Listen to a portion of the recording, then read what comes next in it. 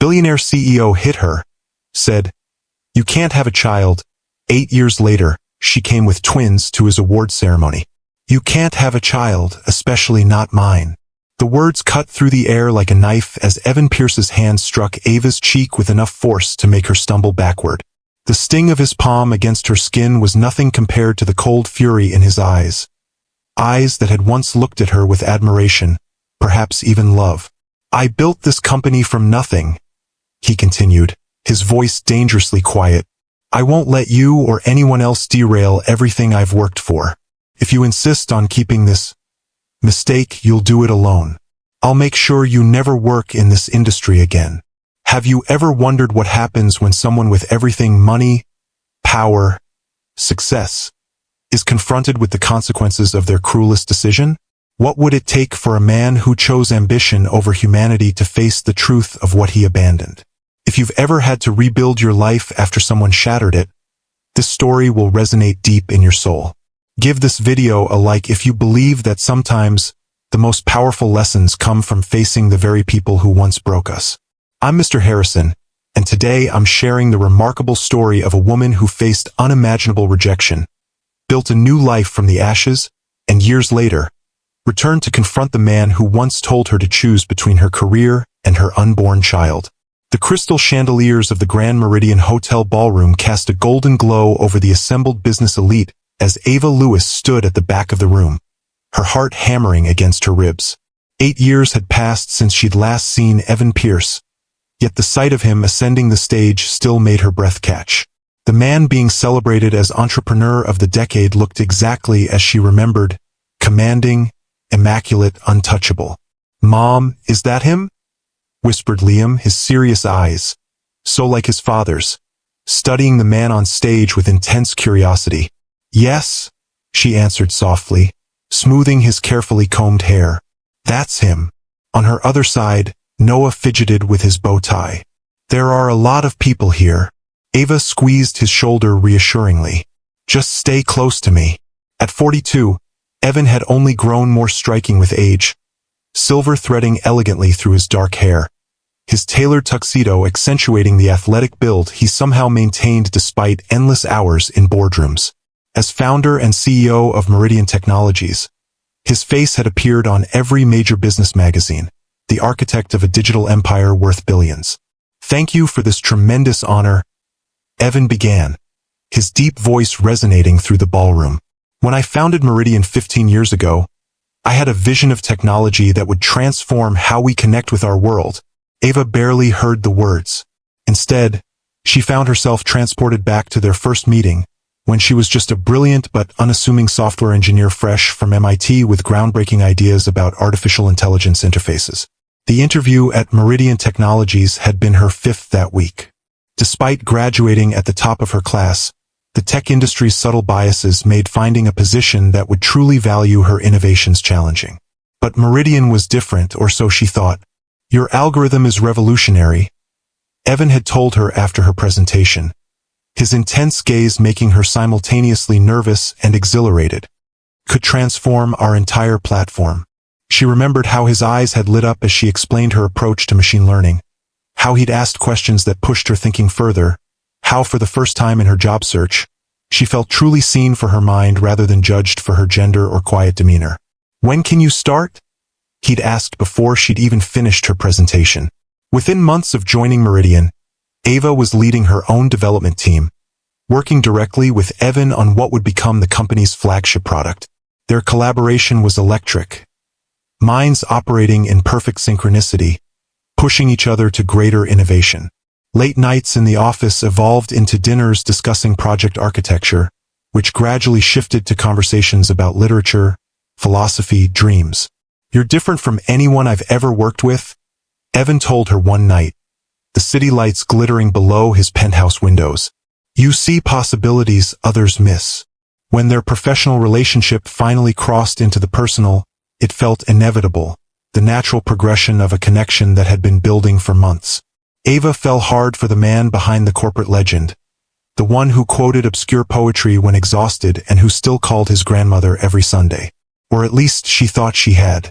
14 months into their relationship, Everything changed with 2 words: I'm pregnant. The transformation in Evan was immediate and chilling. His expression shifted from shock to something colder, more calculated as he set down his whiskey glass with deliberate precision. That's impossible, he said finally. We've been careful. Not careful enough, apparently. She attempted a smile that faltered under his hardening gaze. I know this isn't what we planned. But, no. The single syllable cut through the room like a blade. This isn't happening, Ava. She had expected surprise, perhaps even initial resistance. But the absolute finality in his tone sent a chill through her. What do you mean, this isn't happening? I'm already 8 weeks along. Evan rose from the leather sofa, moving to the bar cart to pour another drink. His movements were controlled, methodical, the same precision that had built Meridian Technologies from a startup to a billion-dollar company in under a decade. I've been clear from the beginning about my priorities, he said, his back to her. Meridian is at a critical juncture. The European expansion, the new product line, the IPO preparations. I can't afford distractions. Distractions? The word struck her like a physical blow. Is that what our child would be to you? He turned then, his expression a mask of practiced neutrality that she had seen him deploy in countless business negotiations. Be reasonable, Ava. We've been together for what, 14 months? This was never meant to be permanent. The casual dismissal of their relationship staggered her. Somewhere amid shared dreams and tangled sheets, Ava had fallen in love with the man she thought she knew. The realization that he didn't share those feelings, had perhaps never shared them, was devastating. I understand this is unexpected, she said carefully, but we can figure this out together. I'm not asking you to abandon your company. There is no together to figure out. Evan interrupted, his voice eerily calm. I've worked too hard, sacrificed too much to derail everything now. A child doesn't fit into my life, Ava. Not now, possibly not ever. So what exactly are you suggesting? Her voice had grown quiet, a dangerous stillness settling over her. He met her gaze directly, unflinching. I think you know. The implication hung between them, monstrous in its simplicity. And if I don't agree? She asked, her hand instinctively moving to her stomach. Something flashed in his eyes then. Not anger, but something colder, more calculated. He set down his glass and crossed to his desk, retrieving a folder which he placed on the coffee table between them. Then I'll need to protect my interests. Inside the folder were papers detailing her past, the scholarship student who had worked 3 jobs to put herself through MIT, the family struggles, the student loans she was still paying off. Alongside these were printouts of company policies about relationships between executives and team members, highlighted sections of her employment contract. You would fire me? Disbelief colored her voice. For being pregnant? Of course not. That would be illegal. His smile didn't reach his eyes.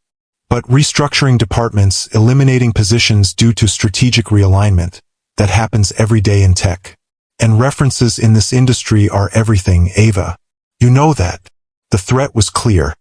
Her career, the one she had built through relentless work and brilliant innovation, would be systematically dismantled if she didn't comply.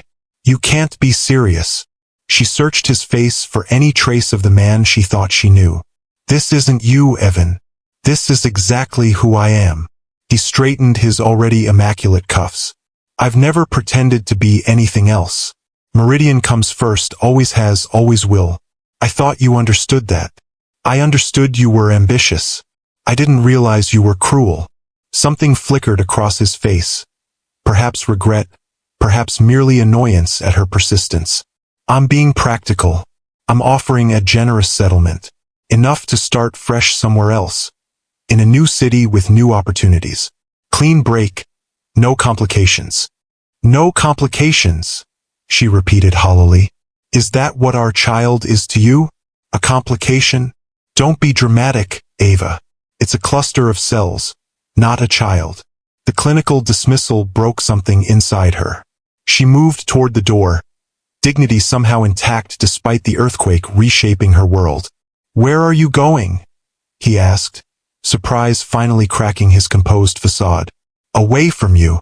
Her hand closed around the doorknob. I'll clear out my desk in the morning. Don't throw away your career over this, he called after her. Be rational.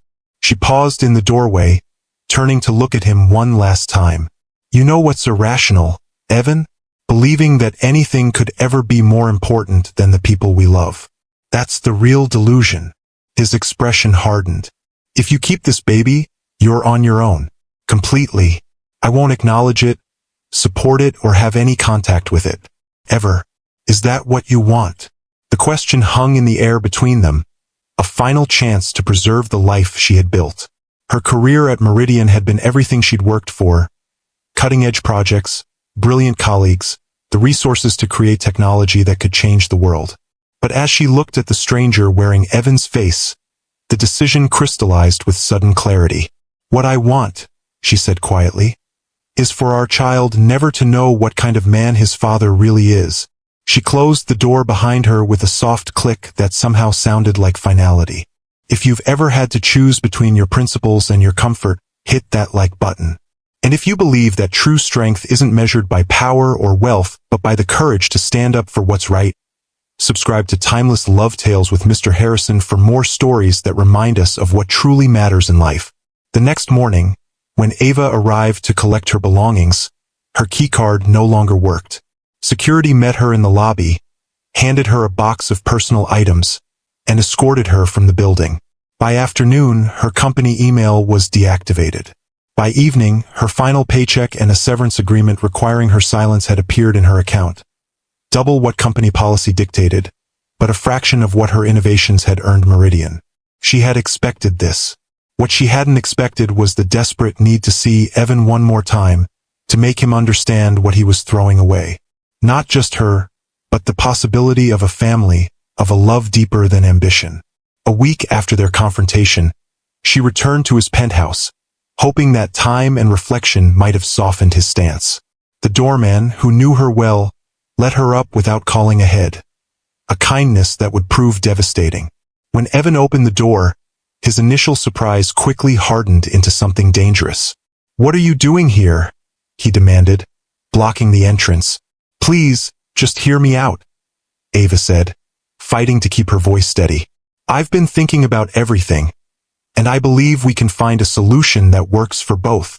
"There is no both anymore," he cut her off. "I made myself perfectly clear. The decision is yours, but if you choose to have this child, you do it without me or my resources. This isn't just about money, Evan. This is about a life we created together. A child who deserves to know their father." Something shifted in his expression then, a coldness she had glimpsed before but never so nakedly displayed.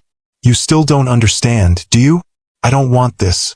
I don't want the responsibility, the distraction, the inevitable complications. I built Meridian from nothing, and I won't let anything or anyone compromise what I've created. A child isn't a compromise, Evan. It's a gift." His laugh was sharp, devoid of humor. "A gift I never asked for and don't want." She stepped closer, one hand instinctively moving to her still flat stomach. "Please, just think about." The movement happened so quickly she barely registered it until the sting bloomed across her cheek. Evan's hand had struck her with enough force to make her stumble backward, her own hand rising to the burning skin in shock. "You can't have a child, especially not mine," he said, his voice dangerously quiet. "I built this company from nothing. I won't let you or anyone else derail everything I've worked for. If you insist on keeping this mistake, you'll do it alone. I'll make sure you never work in this industry again." The threat hung between them, but it was the physical blow that shattered any remaining illusion. This man, this stranger, was capable of violence when his control was threatened. What else might he be capable of? "I understand now," she said, her voice steady despite the tears threatening to fall. "Perfectly." She turned and walked away, her cheeks still burning, her heart hardened with a new resolve. That night, she booked a one-way ticket to Boston, where a former professor had once offered her a position. By morning, she was gone from the city that had once held all her dreams, carrying with her the only dream that now mattered, the child growing within her. 3 days after arriving in Boston, a routine medical check revealed the final surprise in this cascade of life-altering revelations. She was carrying twins. The first year was the hardest. Pregnant and effectively blacklisted in the industry she loved, Ava retreated to Boston where her former professor, Dr. Eleanor Winters, offered her consulting work. She lived frugally, saving the severance money for the baby's arrival, working remotely until her advancing pregnancy made even sitting at a computer for long hours impossible. "You need to rest, Ava," Eleanor insisted during their weekly check-in, concern evident in her voice. "The algorithms can wait." "The babies won't," Ava replied, one hand absently rubbing her swollen belly. "And neither will the rent." Eleanor's sigh carried through the phone line. "You know I could help you more if you'd let me." "You've done enough," Ava insisted. "The consulting work is perfect. I can do it on my own schedule from home." What she didn't say was how the work was her lifeline, the one thing keeping her connected to the field she loved, the one part of her identity that remained untouched by Evan's betrayal. In the quiet hours of the night, when the twins were particularly active, she would talk to them about coding principles, algorithm structures, the elegant mathematics underlying digital innovation, as if preparing them for the world they would enter, a world she was determined would be better than the one that had rejected their mother. When Liam and Noah arrived on a snowy January morning, tiny and perfect with their father's strong jawline and her warm brown eyes, the abstract concept of motherhood crystallized into fierce, overwhelming love. Looking at their identical faces, Ava made a silent vow. These boys would never feel unwanted, would never question their worth the way their father had made her question hers. "They're beautiful, Ava," the nurse said as she placed the swaddled infants in her arms. "Do they have their father's eyes?" "No," Ava said firmly. "Everything good in them comes from love, not from him." The nurse, sensing the weight behind those words, simply nodded and left her alone with her sons. In that quiet hospital room, holding the two tiny lives that depended entirely on her, Ava allowed herself to cry for the first time since leaving New York. Not tears of regret or self-pity, but of determination. These boys deserved everything, and she would move mountains to give it to them. The twins were barely 6 months old when Ava launched her own software development firm from her small apartment, coding during naps and after bedtime, gradually building a reputation for elegant solutions to complex problems. She named it Lewis Innovation Group, deliberately using only her surname, refusing to let Evan's rejection define her professionally any more than it would define her sons personally. "How do you do it all?" asked Mira, the neighbor who occasionally watched the twins when Ava had unavoidable meetings. "Single mother, startup founder. I'm exhausted just watching you." Ava smiled as she watched Noah and Liam playing on the living room floor, already showing distinct personalities despite their identical appearance. "I don't have a choice. And honestly, they make it worth every sleepless night." "Still," Mira persisted, "their father should be helping. Have you considered?" "There is no father," Ava interrupted, her tone gentle but final. "Just us." By the time the boys were 3, Lewis Innovation Group had grown enough to afford a modest office and 2 employees. By 5, they had moved to a comfortable townhouse in a good school district. By 7, her company had become respected in the industry, specializing in ethical AI applications that larger corporations often overlooked. Through it all, Ava maintained her silence about Evan Pierce. She never pursued child support, never publicly connected her sons to their famous father, never leveraged the relationship that might have opened doors but would have exposed the twins to the man who had rejected them before birth. When they began asking about their father around age 4, she crafted a narrative that protected them from the harshest truths, while honoring their need to understand their origins. "Your father is a very successful businessman," she would tell them.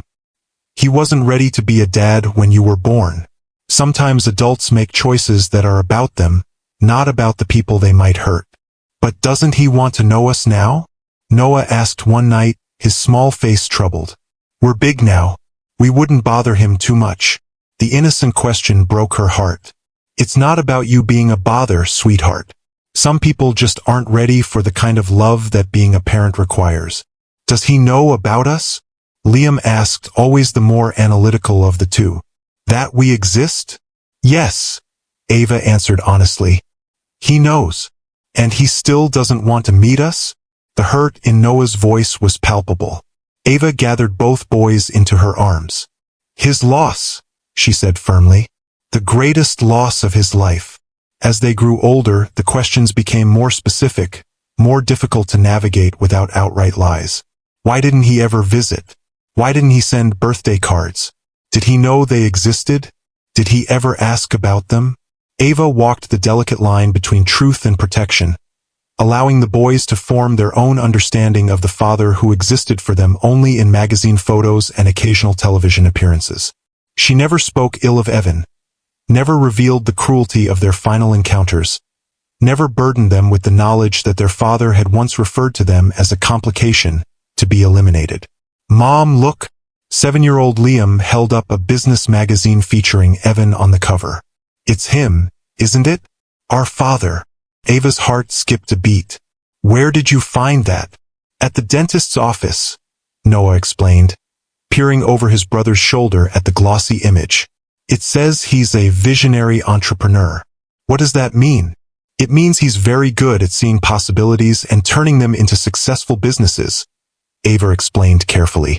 Like you do with your company? Liam asked. Similar, yes, but on a much larger scale. Noah studied the photo intently. I have his chin, he said finally. And Liam has his eyebrows. You both have his determination, Ava admitted. And his intelligence. Those are good things to inherit. Does he know that? Liam asked, his young face suddenly serious. That we're smart like him? The question caught her off guard. I haven't spoken to him since before you were born, she said honestly. But someday, when you're older, if you want to reach out to him, that will be your choice. I don't think I want to, Noah declared, surprising her. He made you sad. I can tell when you talk about him. Ava pulled both boys close. You two have never made me sad. Not for a single moment. You're the best decision I ever made. The years passed in a rhythm of school projects, soccer games, chess tournaments, and the steady growth of Lewis Innovation Group. Ava built a life centered around her sons and her work, finding fulfillment in both. If sometimes, late at night, she wondered what might have been. If Evan had made a different choice, if they could have been a family. She never allowed those thoughts to linger by daylight. Then, 3 months before the twins' 8th birthday, everything changed. Mom, I don't feel good, Liam complained one morning, his normally energetic demeanor subdued. I'm really tired. Ava felt his forehead. No fever. Does anything hurt? Not really. I'm just tired. And look. He pulled up his sleeve to reveal a cluster of small bruises on his arm. These showed up, but I didn't bump into anything. Something cold settled in Ava's stomach. Let's have Dr. Chun take a look, just to be safe. What followed was a whirlwind of appointments, tests, specialists, and finally, a diagnosis that changed everything. Fanconi anemia, a rare genetic blood disorder affecting bone marrow function. The condition was serious but treatable with proper monitoring and care. However, the genetic counselor had been clear. Understanding the family medical history, particularly from the father's side, would be crucial for developing Liam's long-term treatment plan. We need to know if there are any relatives with similar conditions, Dr. Patel explained gently. Sometimes these disorders run in families, and knowing the pattern can help us anticipate complications. I don't have contact with their father, Ava admitted, but I'll try to get the information. That night, after the twins were asleep, Ava sat at her kitchen table staring at her laptop screen. The Meridian Technologies website opened to the executive leadership page. Evan's professional biography stared back at her, listing his accomplishments, awards, and visionary leadership, but revealing nothing of the man who had once struck her across the face for daring to challenge his perfect life plan. With trembling fingers, she composed an email to Meridian's legal department, explaining the medical situation in clinical terms, requesting family medical history for the sake of their son's health. She attached Liam's diagnosis and the doctor's letter emphasizing the importance of the information. then hit send before she could reconsider. The response came 3 days later. A form letter stating that all personal matters regarding Mr. Pierce should be directed to his private legal team, with contact information for a prestigious law firm. Ava immediately forwarded her request to the indicated address. 2 weeks passed with no response. Liam's condition remained stable but concerning, with his blood counts requiring regular monitoring.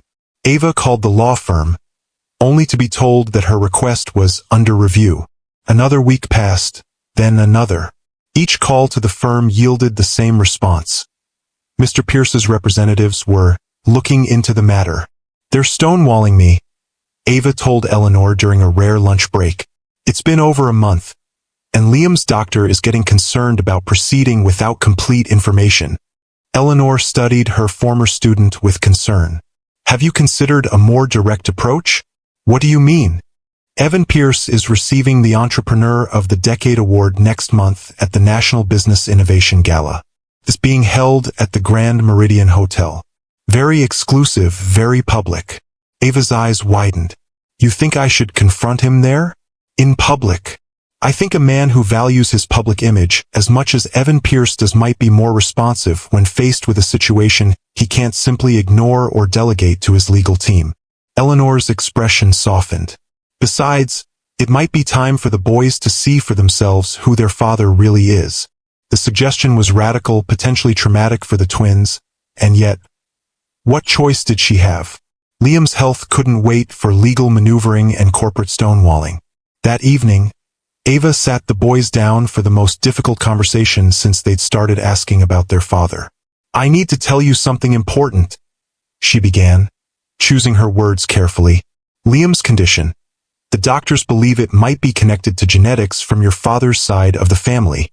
The twins exchanged glances, their silent communication as effective as spoken words. "We need information from him to help with Liam's treatment," she continued. "I've tried contacting him through official channels, but I haven't received any response." "So what are we going to do?"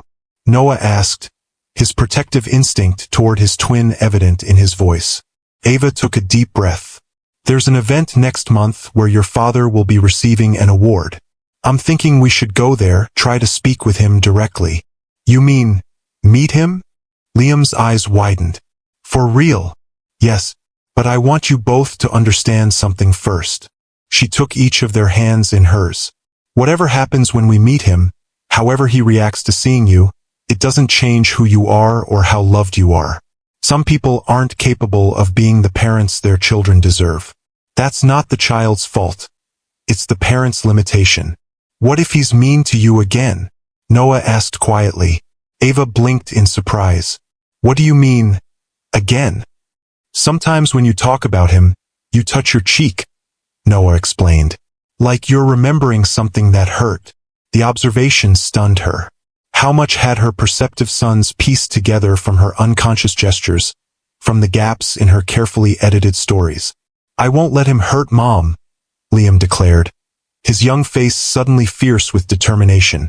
"No one is going to hurt anyone," Ava assured them, though her own heart raced at the thought of facing Evan again.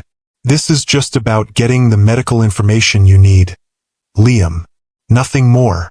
But as she helped the twins prepare for bed that night, Ava wondered if she was being honest, with them or with herself. After 8 years of silence, of building a life deliberately separate from Evan Pierce, was this really just about medical records? Or was some part of her seeking closure, vindication, perhaps even a reckoning? The decision to attend the gala hadn't been made lightly. For 8 years, Ava had protected her sons from the truth of their father's rejection. But Liam's health had to come first, even if it meant reopening wounds she had thought long healed. If you've ever had to face someone who once hurt you deeply for the sake of someone you love, hit that like button. And if you believe that true courage isn't the absence of fear but acting despite it, subscribe to Timeless Love Tales with Mr. Harrison for more stories of remarkable resilience in the face of life's greatest challenges. Now, standing in the opulent ballroom watching Evan accept his award, Ava steeled herself for the confrontation to come.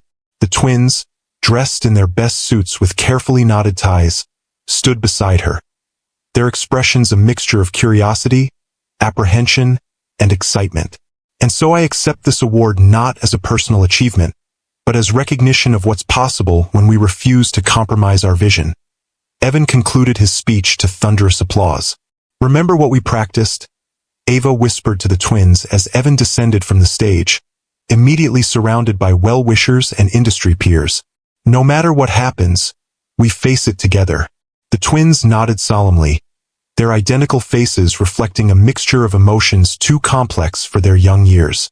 Whatever came next, whether Evan acknowledged them or rejected them again, they would weather it as they had everything else. As a family bound by love stronger than blood, stronger than rejection, stronger than the ambition that had once seemed more important than the miracle of two perfect boys. As the crowd around Evan began to thin, Ava took a deep breath and guided the twins forward.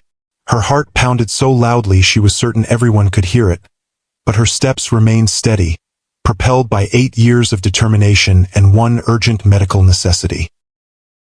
"Congratulations on your award, Mr. Pierce," she said, her voice remarkably calm despite the storm of emotions within her. Evan turned, the polite smile he reserved for admirers and business contacts freezing on his face as recognition dawned. For a moment, just a flicker, genuine shock cracked his carefully maintained facade. His gaze dropped to the two small figures beside her, and something unreadable flickered across his features. "Ava," he said, her name sounding strange on his lips after so many years. "This is unexpected.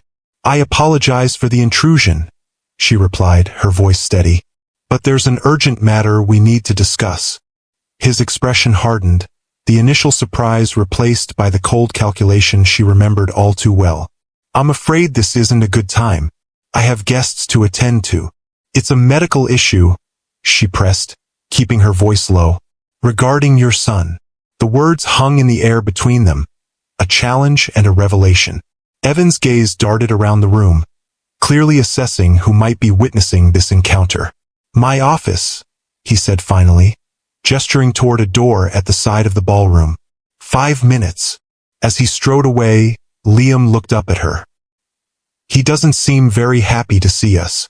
"He's just surprised," she said, the lie bitter on her tongue. "Come on." They followed Evan through a labyrinth of corridors to a private office suite. The headquarters of Meridian Technologies occupied the top 10 floors of the gleaming skyscraper where the gala was being held, and this particular room, with its panoramic views of the city, clearly belonged to its CEO. Evan closed the door behind them, his expression unreadable as he surveyed the twins. "So," he said finally, "you kept them both." The callousness of the statement made her instinctively step in front of the boys. "Yes, this is Liam and Noah." Evan made no move to greet them, instead circling his desk to put the massive expanse of polished wood between himself and the unexpected visitors. "What's this about a medical issue?" Before she could answer, Liam stepped forward, extending his hand just as they had practiced. "Hello, sir. I'm Liam Pierce. It's nice to meet you."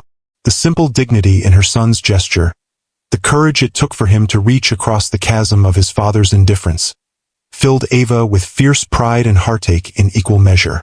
Evan stared at the small hand for a long moment before briefly shaking it, his movements mechanical. "Pierce." "Yes," Ava said quietly. "They have your name." Something complicated passed across his face. "Why would you?" "Because it was theirs by right," she interrupted. "Whatever happened between us, they deserved their heritage." Noah, always more hesitant than his brother, had pressed himself against Ava's side. "You look like the pictures," he said softly. "Pictures?" Evan's gaze snapped to Ava. "From magazines," she clarified. "The boys have been curious about you." Evan moved to the window, putting distance between himself and the small family. "You said there was a medical issue. What exactly are we talking about?" Ava placed her hands on Liam's shoulders. 3 months ago, Liam was diagnosed with Fanconi anemia, a rare blood disorder that genetic testing confirms came from your side of the family. His doctors need comprehensive family medical history to develop his treatment plan. "I see." Evan's voice was carefully neutral. "And you couldn't have sent this request through proper channels?" "Lawyers, perhaps," I tried, Ava said, the frustration of those attempts evident in her voice.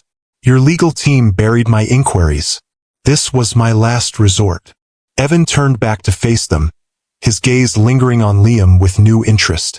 What does this condition entail? It affects bone marrow function, Ava explained. Liam's body doesn't produce enough blood cells.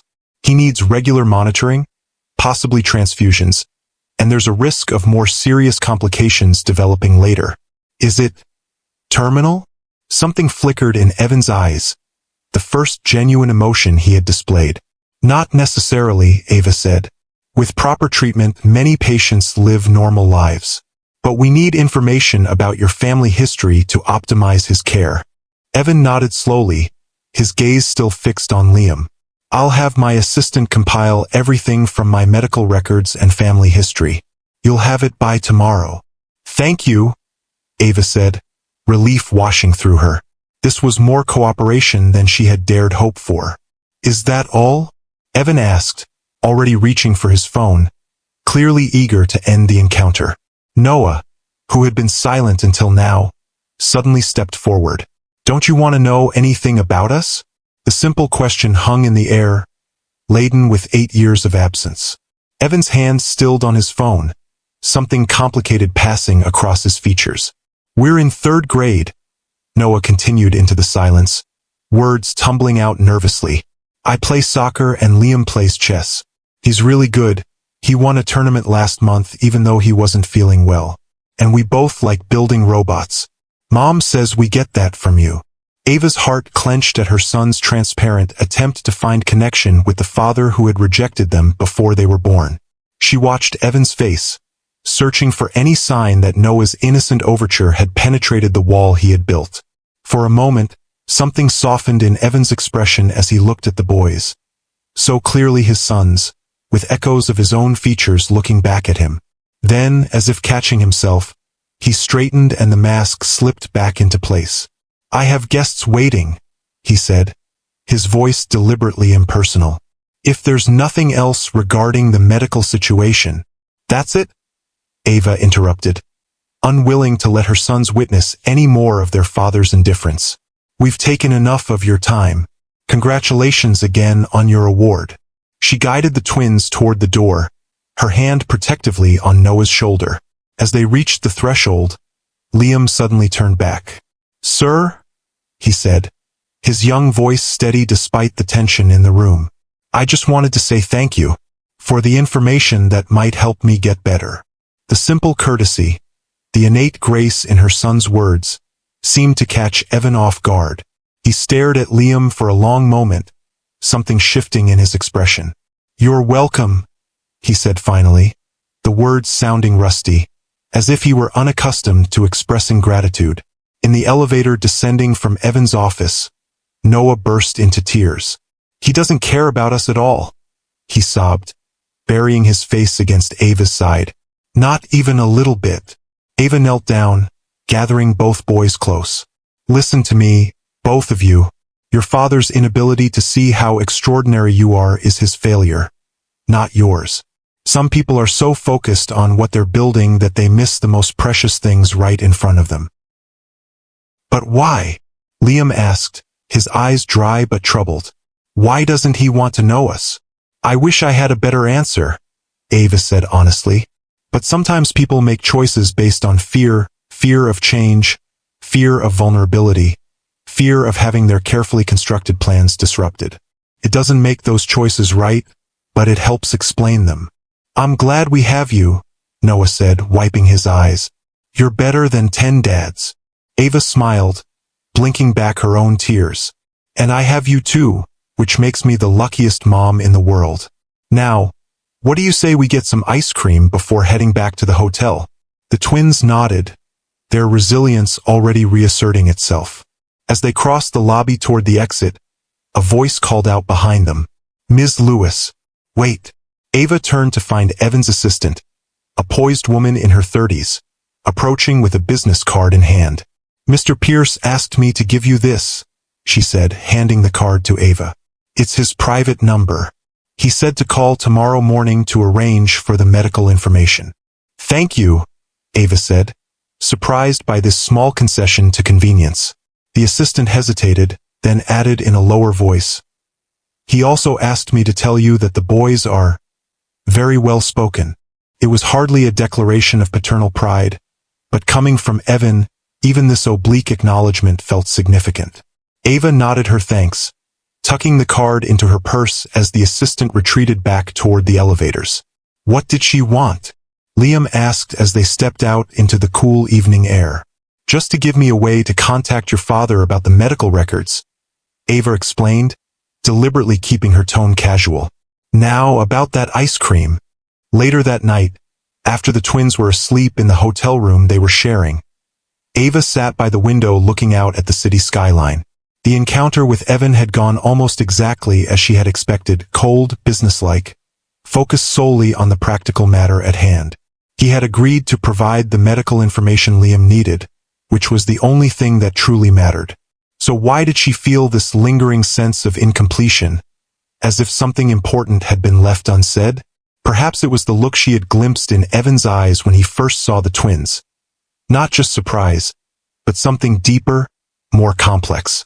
Or perhaps it was the way his voice had softened, almost imperceptibly, when he thanked Liam for his courtesy. Small things easily dismissed, and yet, her phone chimed with a text message, startling her from her thoughts. The number was unfamiliar, but the content left no doubt about the sender. "Medical records will be delivered to your hotel by 9 a.m. Comprehensive family history included. Have your doctor call my physician directly if clarification needed. Contact information enclosed." Formal, efficient, exactly what she had asked for. But then, a second message appeared. "They have your eyes." 3 simple words, yet they sent a jolt through her. In 8 years, it was the first acknowledgement from Evan that the twins were real people, not just abstract complications to his carefully ordered life. Not just her sons, but his as well, children who carried parts of both their parents in their identical faces. Before she could decide whether to respond, a third message appeared. Would it be possible to meet with them again? Properly this time. Perhaps breakfast tomorrow. Ava stared at the phone, conflicting emotions warring within her. Part of her wanted to protect the twins from further disappointment, to shield them from a man who had already demonstrated his capacity for cruelty and indifference. But another part recognized that they deserved the chance to know their father, to form their own opinions based on more than a single tense encounter. "I'll need to ask them in the morning," she typed back finally. "This has to be their choice." The response came immediately. "Of course. Let me know." Setting her phone aside, Ava continued gazing at the city lights, wondering what had prompted this apparent change of heart. Was it simply seeing the twins in person, these living extensions of himself that he could no longer relegate to abstract concept? Was it Liam's diagnosis, the sudden confrontation with mortality that often shifted perspective? Or was it something deeper, a recognition, perhaps, of what he had sacrificed on the altar of ambition? Whatever the reason, she would approach this new development with caution. The twins had already shown more courage and grace today than most adults would manage in similar circumstances. They deserved to have their feelings prioritized, their boundaries respected. If they wanted to meet their father again, she would facilitate it while remaining their steadfast protector. And if they didn't, if today's rejection had been enough to satisfy their curiosity, she would honor that decision without question. The next morning, when she gently broached the subject over room service breakfast, their reactions surprised her. "He wants to see us again?" Noah asked skeptically. "Why?" "I'm not entirely sure," Ava answered honestly. "Maybe meeting you properly made him realize what he's been missing. Or maybe he just feels bad about Liam being sick," Noah suggested, his protective instinct toward his twin evident. "What do you think, Liam?" Ava asked, turning to her quieter son. "It's your medical information we came for. You have the most say in this." Liam considered the question with the thoughtful deliberation that made him seem older than his 8 years. "I think we should go," he said finally. He seemed sad, somehow, like he was trying really hard not to show something. The observation startled Ava. She had been so focused on protecting the twins from Evan's coldness that she hadn't considered they might see something in him that she couldn't, or wouldn't, allow herself to see. "Noah?" she prompted. "You don't have to go if you don't want to." Noah glanced at his brother, their silent communication as effective as spoken words. "If Liam's going, I'm going," he said firmly. "We stick together." Ava texted Evan their acceptance, and an hour later, they found themselves in a private dining room at the hotel's exclusive restaurant. The medical records had arrived as promised, a comprehensive file that would give Liam's doctors everything they needed to optimize his treatment plan. That mission, at least, was accomplished. When Evan entered the dining room, Ava was struck by how different he appeared from the previous evening. Gone was the tuxedo and the public persona of the celebrated CEO. Instead, he wore casual slacks and a simple button-down shirt, his hair slightly less perfect, his demeanor less commanding. He looked, for the first time since she'd known him, slightly uncertain. "Thank you for coming," he said, addressing all three of them but his gaze lingering on the twins. "I realize yesterday's meeting was not ideal." "That's one way to put it," Ava replied, unable to keep a hint of edge from her voice. Evan acknowledged this with a slight nod before turning his attention to the boys. "I understand you play chess, Liam?" Liam nodded, surprise evident in his expression. "Yes, sir. I'm on the school team. I played in college," Evan said. "Made it to the state championships my sophomore year." "Really?" Liam's interest was clearly piqued. "What's your favorite opening?" "Sicilian defense," Evan replied without hesitation. "Aggressive but sound." "That's my favorite too." Liam's face lit up with genuine excitement. "Most kids at school just play Queen's Gambit because it's easier to remember." A small smile touched Evan's lips, the first genuine expression Ava had seen from him since their reunion. "They lack imagination then. The Sicilian offers more creative possibilities." Noah, not wanting to be left out, interjected, "I play soccer. I'm a forward." Evan turned to him, his expression softening further. "I played soccer in high school before I got serious about chess. I was terrible at it, 2 left feet. Mom says I got my coordination from her side." Noah offered, a tentative smile forming. "That's probably for the best." Evan agreed, and for a moment, the tension in the room eased, replaced by something approaching normal conversation. As breakfast progressed, Ava watched in amazement as Evan gradually engaged with the twins, asking questions about their school, their hobbies, their friends. He listened to their answers with what appeared to be genuine interest, occasionally offering connections to his own childhood experiences. It was as if he were meeting them for the first time, which, in a meaningful sense, he was. "Your mother tells me you both like building robots," he said as they finished their meals. The twins nodded enthusiastically. "We made one that can solve a maze," Liam explained. "It uses ultrasonic sensors to detect walls. And we programmed it ourselves," Noah added proudly. "Mom taught us Python last summer." Evan's gaze shifted to Ava, something like respect flickering in his eyes. "That's impressive teaching. Most adults struggle with Python." "They're quick learners," she replied simply, "and they have a natural affinity for logical structures." "Like their mother," Evan said quietly. The acknowledgement of her contribution to their son's abilities, the first time he had ever recognized her role as their parent, caught Ava off guard.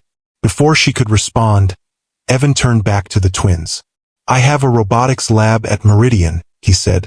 "Nothing fancy, just a space where our engineers prototype ideas. Would you like to see it sometime?" The invitation hung in the air, its implications extending far beyond a simple tour. This was Evan opening a door that had been firmly closed for 8 years, offering not just a glimpse of his professional world, but a potential ongoing connection. The twins looked to Ava, clearly seeking her guidance. She kept her expression neutral, determined that this decision be truly theirs. "That would be up to you too," she said carefully. "Could Mom come too?" Noah asked, his loyalty evident in the question.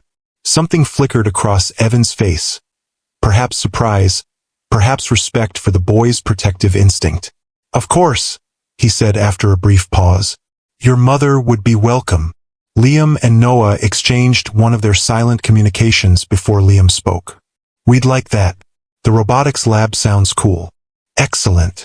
Evan's tone was carefully measured, but Ava caught a hint of genuine pleasure in his expression. Perhaps when you're next in the city, or I could come to Boston. The suggestion that he might travel to see them, might step into their world rather than expecting them to accommodate his, was unexpected. Ava studied him, trying to reconcile this version of Evan, tentative, almost humble, with the man who had once struck her for daring to disrupt his perfect life. That would be easier with Liam's treatment schedule, she said finally, the practical consideration overriding her lingering wariness. Of course. Evan nodded, his gaze shifting to Liam with what appeared to be genuine concern. How are you feeling? Is the condition painful? Sometimes I get really tired, Liam admitted, and I bruise easily, but the doctors say I'll be okay with the right treatment. You will be, Evan said with surprising firmness. I'll make sure of it. The promise hung in the air, laden with implications. This was more than an offer of medical information. It was a commitment to involvement, to taking responsibility in a way he had explicitly rejected 8 years ago. Ava felt a complex surge of emotions, hope for her sons, who deserved a father who cared, wariness born of experience with Evan's capacity for cruelty, and beneath it all, a lingering ache for what might have been if he had made different choices when it mattered most. We should probably head back to our hotel, she said, glancing at her watch. We have a flight to catch this afternoon. Of course. Evan stood, hesitating before adding, Thank you for agreeing to meet today. It means more than I can adequately express. The sincerity in his voice was disarming. Ava nodded, unsure how to respond to this new version of Evan Pierce, a man apparently capable of gratitude, of recognizing value beyond his own ambitions. As they prepared to leave, Evan knelt down to eye level with the twins. Another gesture so unlike the man she had known that Ava found herself holding her breath. I'm glad we had this chance to meet properly, he said, his voice gentler than she had ever heard it. I'd like to get to know you both better, if that's something you'd want. Why now? Noah asked, the directness of childhood cutting through adult pretense. You didn't want to know us before.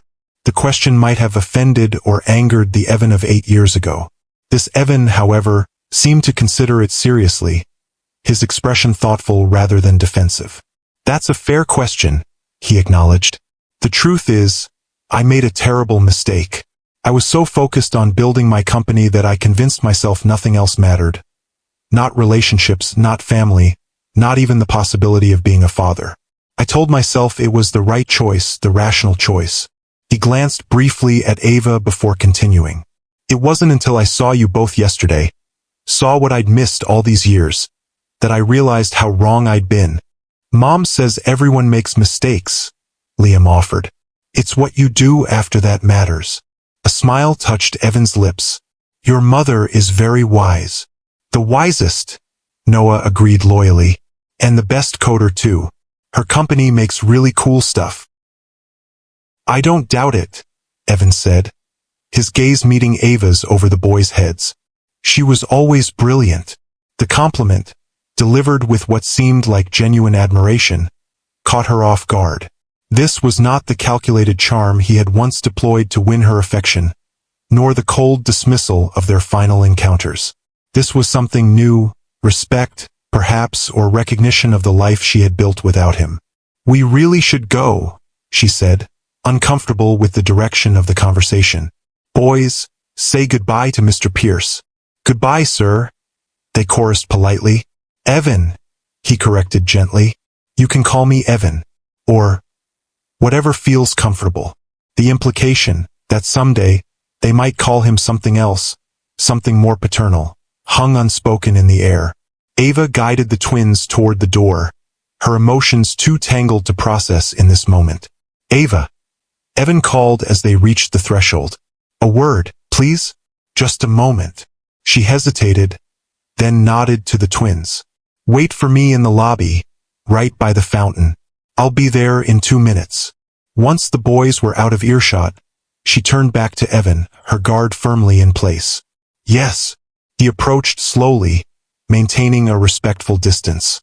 I want you to know that I understand your skepticism. You have every reason to doubt my intentions, to protect the boys from potential disappointment. Yes, I do, she agreed, her voice steady. They've grown up without you by your choice. They're resilient, but they're still children. Children who deserve better than to be a passing interest in their father's busy life. I know. He ran a hand through his hair, a gesture of genuine discomfort she had rarely seen from him. I can't change the past 8 years. I can't undo the hurt I caused to them or to you. But I'm asking for a chance to be part of their future, in whatever capacity you deem appropriate. Why? The question that had been burning inside her finally emerged. Why now, Evan? Is it just because of Liam's diagnosis? Some biological imperative triggered by a threat to your genetic legacy? The harshness of her words seemed to strike him physically, but he didn't flinch from them. I deserve that, he acknowledged. But no, it's not just the diagnosis, though I won't pretend that didn't affect me deeply. He paused, seeming to search for the right words. Seeing them yesterday, seeing these two remarkable human beings who exist because you were stronger than I was, braver than I was, it forced me to confront the magnitude of what I threw away. Not just the opportunity to be their father, but the kind of man who deserved to be. The raw honesty in his voice was unlike anything she had heard from him before. The Evan she had known had been masterful at saying what people wanted to hear, at crafting narratives that served his purposes. This felt different. Unpolished, uncomfortable, real. They are remarkable, she agreed softly. But that's not because of genetics or legacy or any of the things you might value. It's because they're loved, because they know their worth isn't measured by achievements or status, but by the kindness they show others. A lesson I'm only beginning to learn at 42, Evan admitted. Taught by 8-year-olds who have every reason to reject me. Ava studied him, searching for any sign of the manipulation or calculation that had characterized their past relationship. What she saw instead was something she had never expected: vulnerability. I can't promise anything, she said finally. Their well-being comes first, always. If they want to know you, I won't stand in the way. But at the first sign that you're treating this as a novelty or an obligation rather than a privilege, I'll end it. I understand, he said simply, and I agree to those terms. She nodded, turning to leave, then paused. The medical information, thank you for that. It will make a significant difference in Liam's treatment plan. It's the least I could do, Evan replied.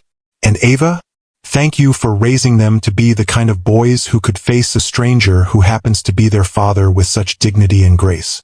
That's entirely your doing, and it's extraordinary. The acknowledgement, so different from the dismissive cruelty of their last encounter 8 years ago, left her momentarily speechless. She managed a nod before walking away, her mind racing with the implications of this unexpected turn of events. In the lobby, she found the twins exactly where she had asked them to wait, their identical faces lighting up as they spotted her approaching. Is everything okay, Mom? Liam asked, his perceptive gaze searching her expression. Yes, sweetheart, she assured him, gathering them both close for a quick hug. Everything's fine. Let's head back to the hotel and get packed for our flight. As they made their way through the revolving doors into the bright morning sunlight, Noah looked up at her. Do you think he really wants to know us now? For real? Ava considered the question carefully, unwilling to offer false hope yet equally reluctant to dismiss the possibility of genuine change. I think he's realizing what he missed, she said finally. Whether that translates to being the kind of father you deserve remains to be seen. But whatever happens, we'll face it together, just like we always have. We're still a complete family, just us three, Liam said with the wisdom that sometimes took her breath away.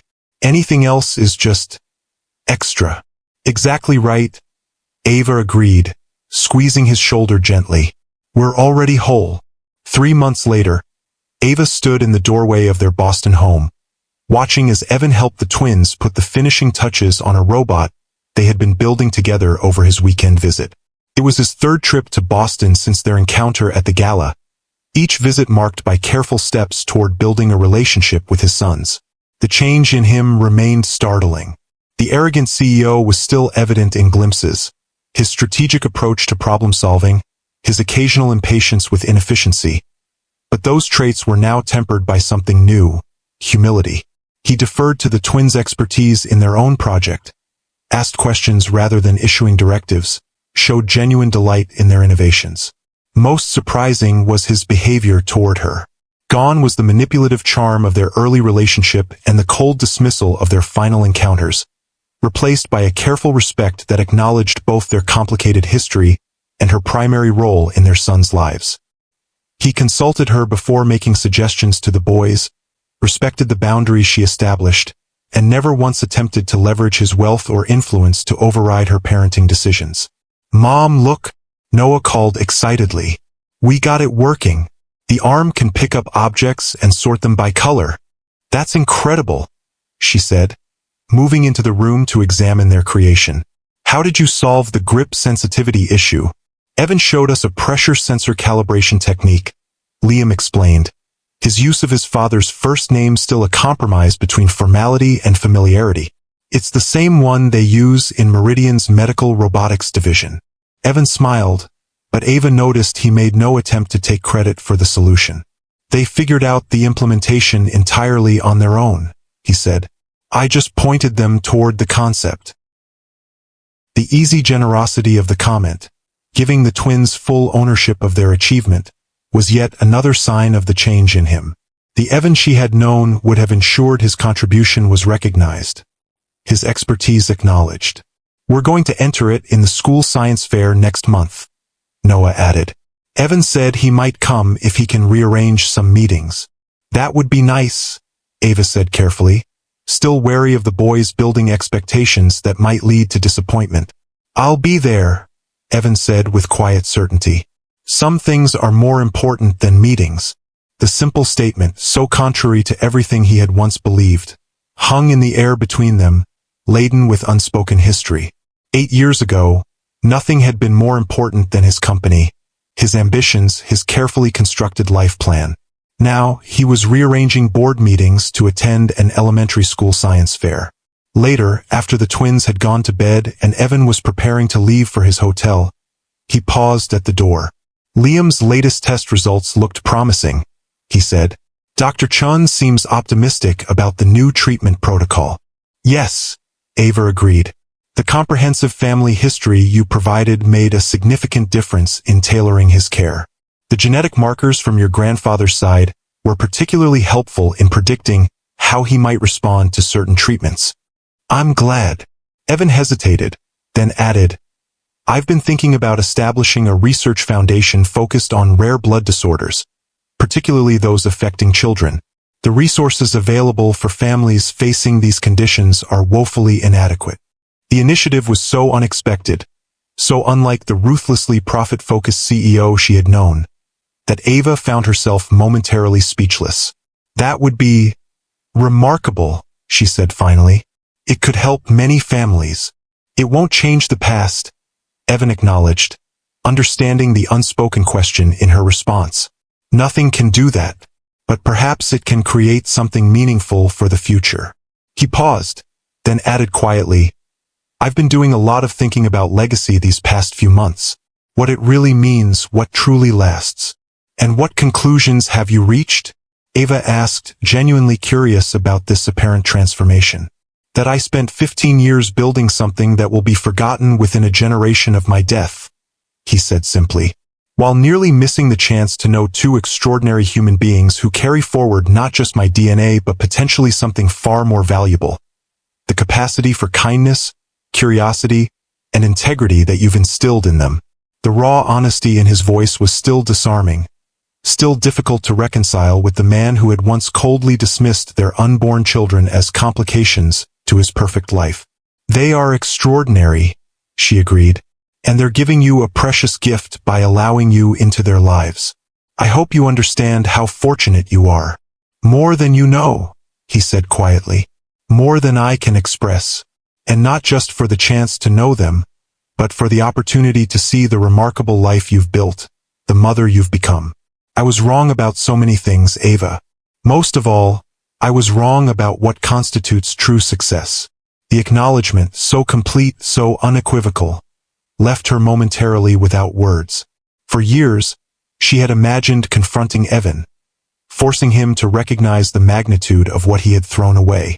Now that the moment had arrived, she found the vindication less satisfying than she had anticipated, overshadowed by the genuine growth evident in the man before her. "Good night, Evan," she said simply. "Drive safely." As she closed the door behind him, Ava leaned against it, processing the strange journey that had brought them to this point.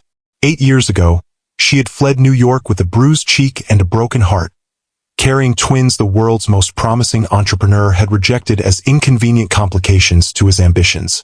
Now, that same man was rearranging his schedule to attend school science fairs, helping build robots on weekend visits, and establishing research foundations inspired by his son's medical condition. People could change. Not easily, not without significant catalyst, but they could change. The question that remained was whether that change was deep enough, permanent enough, to risk allowing Evan a more significant role in their lives. Only time would provide that answer. For now, she would continue as she always had, protecting her sons, supporting their growth, and ensuring that whatever relationship developed with their father served their well-being, rather than Evan's need for redemption or her own complicated feelings about the past. If you've ever witnessed the power of second chances to transform not just relationships but the people within them, hit that like button. And if you believe that true growth often comes from facing our greatest mistakes, subscribe to Timeless Love Tales with Mr. Harrison for more stories that remind us it's never too late to become the person we should have been all along. 6 months after their confrontation at the award ceremony, Ava sat in the audience of another grand ballroom, this one at Boston Children's Hospital. Beside her, the twins fidgeted in their dress clothes, excited but nervous about the evening ahead. "Do you think a lot of people will come?" Noah whispered, tugging at his tie. "The event sold out weeks ago," Ava replied, straightening his collar. "The Pierce Foundation for Pediatric Blood Disorders has generated a lot of interest in the medical community." On stage, hospital administrators and medical researchers were gathering for the official launch of the foundation Evan had established in the wake of Liam's diagnosis. What had begun as a personal response to his son's condition had evolved into a comprehensive initiative supporting research, treatment, and family support services for children with rare blood disorders. "There he is," Liam said, pointing as Evan appeared at the side of the stage, engaged in conversation with the hospital's chief of pediatric hematology. Ava studied him from a distance, still sometimes startled by the changes these months had wrought. He remained Evan Pierce, Billionaire CEO of Meridian Technologies, with all the confidence and authority that position entailed. But there was something different in his bearing now, a groundedness that hadn't existed before, as if his priorities had shifted from abstract achievement to concrete human connection. "Ladies and gentlemen," the hospital director began, "it is my great pleasure to welcome you to the inaugural gala for the Pierce Foundation for Pediatric Blood Disorders. This initiative represents a landmark commitment to advancing treatment options for some of our most vulnerable patients." As Evan took the stage to polite applause, his gaze immediately found them in the audience, a small smile acknowledging their presence before he turned to address the assembled donors, medical professionals, and families affected by pediatric blood disorders. "Thank you for that kind introduction," he began, his voice carrying the same confidence that had built a tech empire, but tempered now with something new, a humility that made his words more powerful, not less.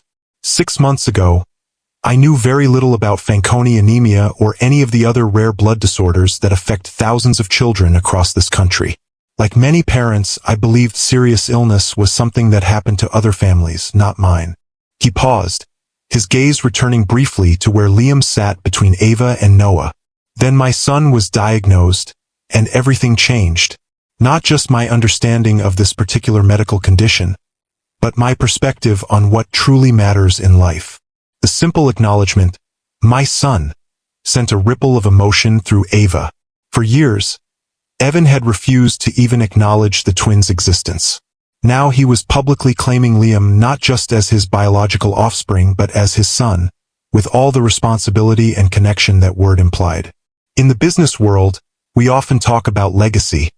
Evan continued. We measure success in market share, in technological innovation, in quarterly profits.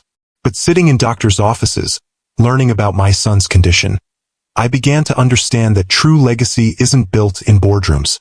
It's created in how we care for one another, how we respond to challenges not with self-interest but with compassion and commitment to something larger than ourselves. As he outlined the foundation's ambitious goals, funding innovative research, supporting affected families with practical resources, creating networks of specialized care accessible to all children regardless of economic status, Ava found herself moved by the genuine passion in his voice. This wasn't the calculated philanthropy of a billionaire burnishing his public image. This was a deeply personal mission born of love for a child he had once rejected. The Pierce Foundation begins today with an initial endowment of $50 million, Evan announced, drawing gasps from the audience.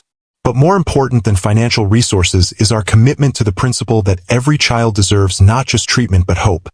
Hope for a future where these conditions are understood, managed effectively, and ultimately cured. As applause filled the ballroom, Noah leaned over to whisper to his brother, "He's doing this because of you." Liam nodded, his expression thoughtful. "Not just for me, though. For all the kids like me." The simple observation captured exactly what had changed in Evan. His focus had expanded from narrow self-interest to a broader vision of responsibility and connection. The man who had once seen a child as nothing more than a complication to his perfect life now understood that his true purpose might lie in helping not just his own son but all children facing similar challenges. After the formal presentation concluded and the evening shifted to the reception portion, Evan made his way through the crowd to where they waited. He knelt down to eye level with the twins, his expression softening in the way it now did only with them. "What did you think?" he asked, genuine interest in their opinion evident in his voice. "It was really good," Noah offered enthusiastically, "especially the part about the research network connecting hospitals.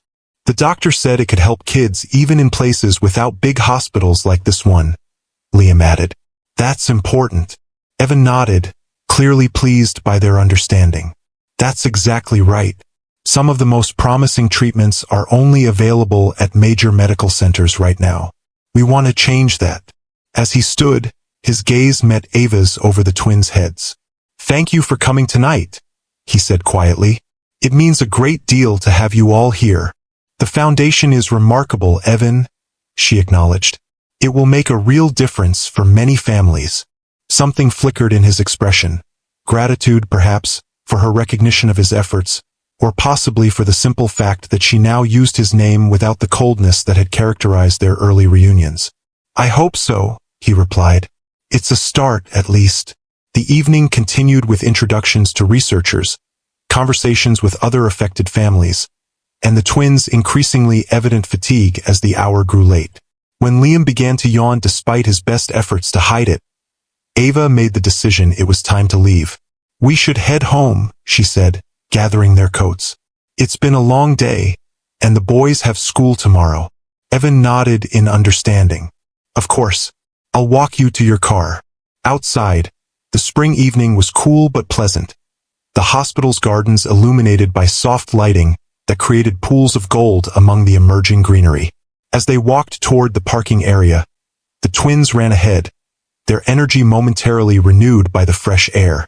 "They're remarkable children," Evan said, watching them with evident pride. "So resilient, so thoughtful." "Yes, they are," Ava agreed. "They've handled all of this, Liam's diagnosis, meeting you, the public attention from the foundation, with more grace than most adults could manage." They walked in silence for a moment before Evan spoke again, his voice quieter now. "I've been thinking about something, and I wanted to discuss it with you before mentioning it to the boys."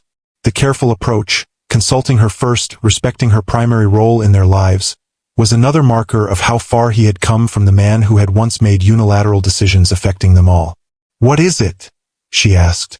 "Meridian is opening a research division in Boston," he explained, "focused on medical applications of our AI technology. working in partnership with several hospitals, including this one. Ava absorbed this information, immediately understanding its implications. You're considering relocating? Yes. He glanced at her, gauging her reaction. Not permanently, the company headquarters will remain in New York. But I could be here 3 or 4 days each week, close enough to be more consistently present in the boys' lives. If that's something you'd be comfortable with. The proposal hung in the air between them, laden with unspoken history and potential future. 6 months ago, the idea of Evan establishing a more permanent presence in their lives would have filled her with wariness, perhaps even dread. Now, having witnessed his genuine efforts to connect with the twins, his respect for the boundaries she established, his apparent transformation from the man who had once struck her in anger, she found herself considering it seriously. The boys would like having you closer, she acknowledged. The weekend visits have meant a lot to them. And to me, he added quietly. More than I can adequately express. They reached her car, the twins already waiting by the passenger doors, their identical faces illuminated by the parking lot lights. Looking at them, these remarkable children who carried parts of both their parents in their features, their talents, their personalities. Ava felt a sudden clarity about the path forward. We could try it, she said finally. See how it works for everyone. But Evan, she added, meeting his gaze directly, this has to be a genuine commitment. They're at an age where they're forming their understanding of relationships, of reliability, of what it means when someone says they'll be there. I won't have them learning that people can drift in and out of their lives without consequence.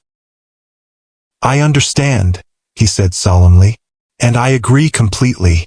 This isn't a whim or a novelty, Ava. It's the most important commitment I've ever made. The sincerity in his voice was unmistakable. Whatever else had changed or remained the same about Evan Pierce, his determination, once focused exclusively on business success, now extended to his relationship with his sons. Then we'll talk to them about it this weekend, she decided.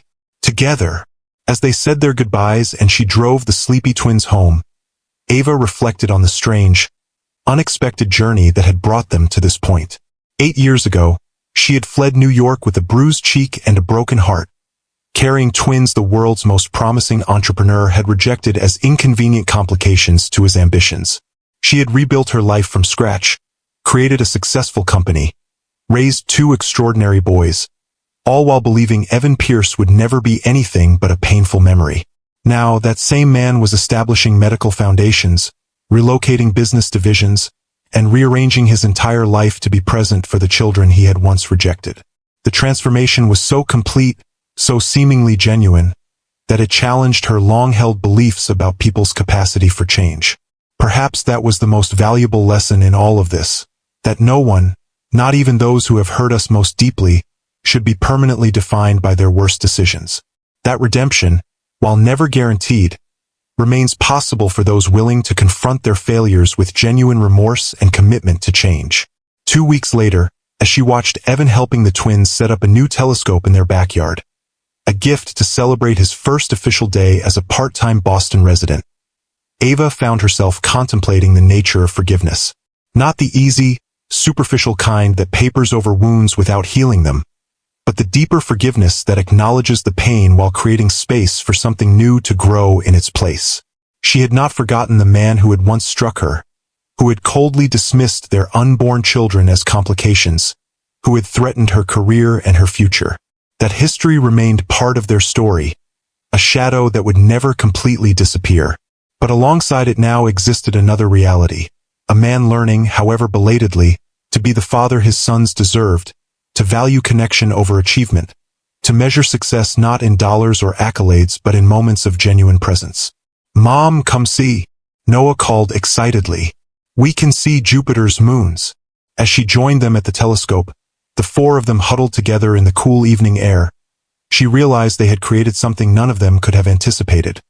Not a conventional family, certainly, but a constellation of their own making, connected by bonds both biological and chosen, by shared history and newly forged trust. It wasn't perfect. It wasn't what she had once dreamed of when she first fell in love with the brilliant, ambitious founder of Meridian Technologies. It was messier, more complicated, shaped by pain as well as joy. But it was real and it was theirs, and perhaps that was enough. "Your turn, Mom," Liam said, stepping back from the telescope. As she bent to look through the eyepiece at the distant planet and its orbiting moons, Ava thought about the journey that had brought them here. Not just the physical distance from New York to Boston, but the emotional terrain they had traversed, from rejection to reconciliation, from cruelty to compassion, from isolation to connection. Some journeys can only be understood in retrospect. Their purpose revealed not in the moment of departure, but in the unexpected destinations they ultimately lead us to.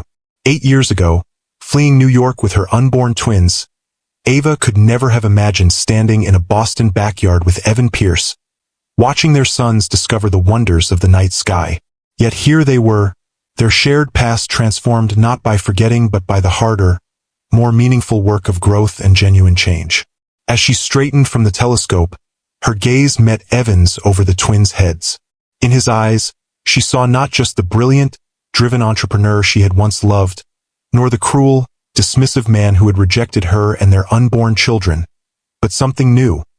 A person humbled by his mistakes, grateful for second chances, committed to becoming worthy of the family he had nearly lost forever. It wasn't a fairy tale ending. There would still be difficult conversations, boundaries to maintain, trust to rebuild day by day. But it was a beginning of sorts, not of the life she had once imagined, but of something unexpected and potentially more meaningful. A family defined not by conventional structures but by the choice to move forward together, honoring both their complicated past and their shared hopes for the future. If you've ever wondered whether people can truly change, whether the wounds of the past can be healed not by forgetting but by growing beyond them, I hope this story offers some measure of hope. The journey from rejection to reconciliation is rarely straight or simple, but it begins with a single step, the courage to face our mistakes, to seek forgiveness not as an entitlement but as a gift, and to become, however belatedly, the people we should have been all along. I'm Mr. Harrison, and I believe that our greatest stories aren't those of perfect lives, but of imperfect people finding their way back to what truly matters. If this story touched your heart, please hit that like button and subscribe to Timeless Love Tales for more journeys of redemption, resilience, and the enduring power of love in all its complicated forms.